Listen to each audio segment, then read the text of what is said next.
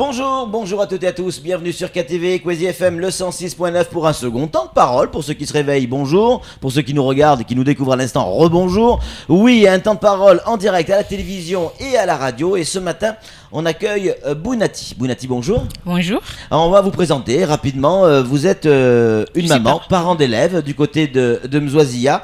Rapidement, on va raconter notre petite histoire qui a démarré hier. Vous m'avez appelé et j'ai même eu du mal à comprendre ce que vous me disiez tellement vous étiez ému. Vous étiez en pleurs au téléphone en me disant je n'y arrive plus, il faut nous aider, il faut qu'on fasse quelque chose, il faut faire quelque chose. Et vous parliez des rythmes scolaires. Alors bon, ce matin, l'émotion est redescendue, Dieu merci. Qu'est-ce qui se passe du côté de Mzouazia? Qu'est-ce qui vous a mis dans cet état hier?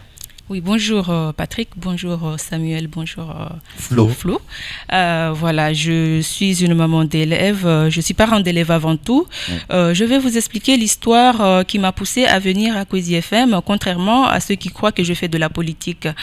Donc, ma fille a fait sa rentrée. Au bout de 10 jours, j'allais la récupérer à l'école maternelle.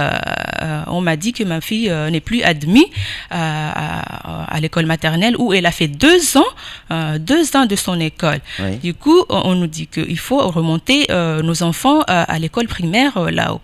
Donc, j'ai pas compris pourquoi, alors que tout ça, c'était pour céder aux parents capricieux qui venaient d'arriver, les nouveaux arrivants, qui n'avaient pas de place, certes, parce que bon, l'école est chargée et qu'on les a envoyés à Bambo, là où il y a de la place. La mairie les a envoyés à Bambo.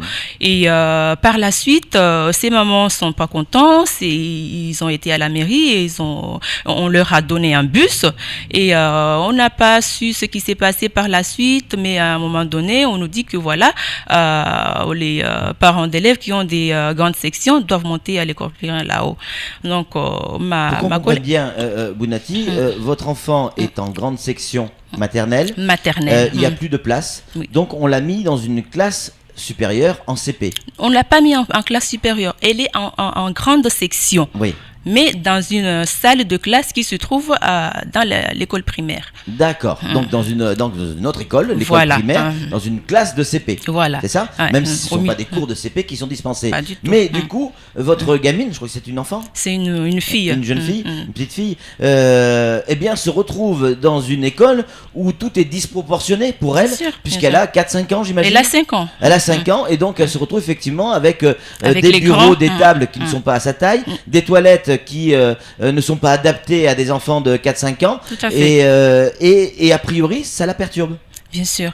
Là, au jour d'aujourd'hui, ma question est celle-ci. Je me demande comment se fait-il, est-ce que les services de l'État ont une compétence de donner des instructions ou d'obliger un maire à enlever un enfant et à en remettre un autre? Ma deuxième question sera celle-ci. Qu'est-ce que je vais répondre à mon enfant qu'on a dégagé à son école où elle était pendant 2 ans et qu'elle se trouve au milieu des grands dans une école primaire là-haut, dans des conditions misérables? Et la troisième question est celle-ci. Qu'est-ce que je vois aujourd'hui, moi, une maman, je travaille pour qui? Je paie des impôts pour qui? Comment se fait-il que mon enfant, moi qui suis là, mon enfant, on vient me dégager pour partir aux dépens pour laisser la place aux nouveaux arrivants qui ont des caprices et qui tout de suite on les accepte, alors que moi je travaille et je paie des impôts pour que mon enfant puisse avoir une instruction digne d'une école de la République. Il y a une discrimination là-dessus aussi? Certes, même si on le dit pas, mais moi je suis émue, je suis tout à fait convaincue. Samuel Bocher, le rédacteur en chef de France Moyen Matin, a une question à vous poser, Bounati. L'affectation dans cette école primaire, alors qu'elle est en maternelle, votre enfant, c'est une décision de la mairie ou du vice-rectorat? Je pense qu'il y a une décision du service de l'État parce que on a fait des réunions à la mairie en présence de l'inspecteur et en présence de l'inspecteur monsieur Vice-rectorat, mairie. Non, pas la mairie, mais bref, il nous a carrément dit que voilà, la décision est celle-ci, c'est la loi et qu'on doit appliquer la loi. Comment se fait-il? Enfin, je me demande aujourd'hui, on m'oblige d'appliquer une loi qui nous dérange parce que la loi, normalement, elle est là pour arranger les choses, pour arranger les parents d'élèves, surtout nous, parents d'élèves qui travaillons à Mamoudzou. Comment une loi peut nous imposer, sachant qu'une loi n'impose pas un enfant de moins de 6 ans à aller à l'école? Comment une loi peut imposer un enfant de moins de 6 ans un rythme scolaire, sachant que les mamans sont embêtées partout, on est embêtés dans toutes les circonstances. Encore une question, vous parliez tout à l'heure de l'état de cette école et de la classe. Vous nous avez fait parvenir des images qu'on va découvrir ce soir à la télévision sur KTV, où on voit dans la cour effectivement un feu. Un feu de broussailles qui est mis en place certainement par des jardiniers ou des femmes de ménage, mais à portée d'enfant. On voit dans la cour des objets tranchants. On a vu également sur ces images qu'on découvrira ce soir des toilettes à la turque, quasiment pour adultes, pas adaptées à des gamins de 4-5 ans. Et tout ça, pour vous, c'est préjudiciable ? C'est préjudiciable, je suis indignée parce que ces toilettes, non seulement parce que tous les toilettes, on le sait, parce que c'est la énième fois qu'on répète, les toilettes des écoles à Mayotte sont délabrées, mais ce ne sont pas des toilettes adaptées à ma fille, à une fille de 5 ans, quand même, c'est honteux d'envoyer un enfant de 5 ans et de savoir qu'il va certainement, et en plus de ça, ces enfants-là sont une classe de 50 comment un ATSEM 50 élèves dans une salle de classe, comment un ASEM et un instituteur peut instruire un enfant ou peut contrôler un enfant qui sort, sachant que les grilles ne sont pas fermées. Les grilles ne sont pas fermées. La dernière fois, il y a quelques jours de ça, il y a une maman qui a récolté son enfant une fois que les enfants étaient sortis en pause de 45 minutes, je sais pas. L'enfant est sorti sans que sorti de l'école jusqu'à sa maman. Elle est venue avec son gamin à la main en pleurant. Comment on peut cautionner une telle chose? Comment on peut cautionner des tables hautes où les enfants n'arrivent même pas à s'asseoir? Des enfants de 5 ans, de 4 ans, ils n'arrivent même pas à s'asseoir. Ils n'arrivent même pas. Comment ils peuvent écouter? Comment on peut instruire un enfant en grande section qui, sachant que cet enfant-là va aller au CP l'année prochaine, va vouloir savoir lire et écrire, va vouloir savoir écrire son nom au moindre des choses. Donc moi, ça me révolte. Moi, je suis indignée. Je suis complètement... J'ai une boule au fond de moi. J'ai envie de pleurer. Patrick, oui, Flo. Donc aujourd'hui vous passez dans les médias pour lancer ce qu'on pourrait appeler un cri du cœur, mais vous en êtes où avec les autorités, avec la mairie, est-ce que ça avance? Est-ce qu'il y a un dialogue? Est-ce qu'il va se passer quelque chose ou c'est le statu quo?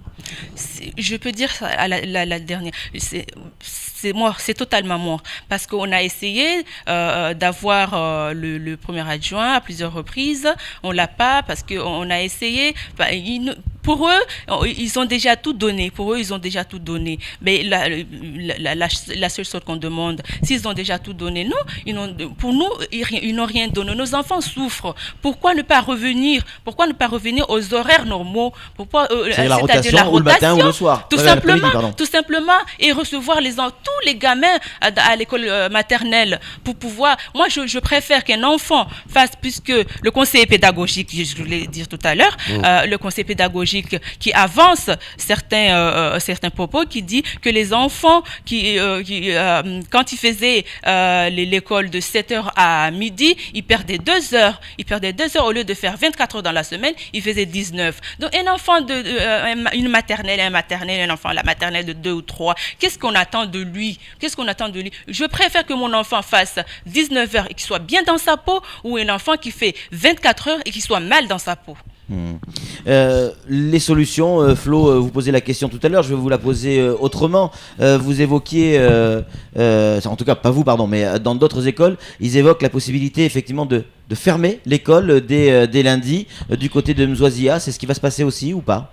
Je pense pas parce que j'ai fait la démarche. Malheureusement, je suis toute seule à faire cette démarche. J'ai essayé d'avoir des réunions avec les mamans d'élèves, de leur demander d'amener tous nos enfants maternels en bas dans l'école maternelle au lieu de les envoyer là-haut. Comme ça, on bloque pas, on ferme pas l'école. On va bloquer, on va dire, on rentre pas. Même les petits, les moyens ne rentrent pas. Est-ce que monsieur l'inspecteur, il se connaît très bien, il se connaîtra, il a appelé à monsieur le directeur de l'école maternelle pour lui donner l'instruction qui est ceci, voilà, appelle les petits et les grands, et les moyens. Les grands, ils n'ont qu'à se démerder. J'étais là, c'était mardi plutôt. Mardi, j'ai dit aux parents d'élèves, personne ne rentre. Même on vous appelle, personne ne rentre. Donc les parents d'élèves ont compris notre douleur, elles sont pas rentrées et hier, malheureusement, j'étais pas là et il s'est passé autre chose. Les parents, au lieu de suivre l'instruction qu'on avait donnée, certains ont fait la classe de leur enfant en bas. Ceux qui étaient en grande section étaient obligés parce qu'ils ne pouvaient pas laisser leur enfant dehors sans école pendant combien de temps. Juste pour terminer, en un mot, vous êtes triste ou en colère aujourd'hui? Je suis triste et en même temps en colère. Je suis triste et en même temps en colère en voyant qu'un service de l'État doit faire tout pour instruire des enfants alors qu'il fait le contraire, il pourrit nos enfants. Là maintenant, moi je vais porter plainte, je suis capable de porter plainte parce que mon enfant, dans des conditions où il est, c'est indigne, c'est pas une école de la République pour moi, c'est n'importe quoi. Merci Bounati pour votre témoignage, un témoignage difficile à entendre, difficile à regarder. C'est tout pour ce temps de parole. Tout de suite, la suite de nos programmes.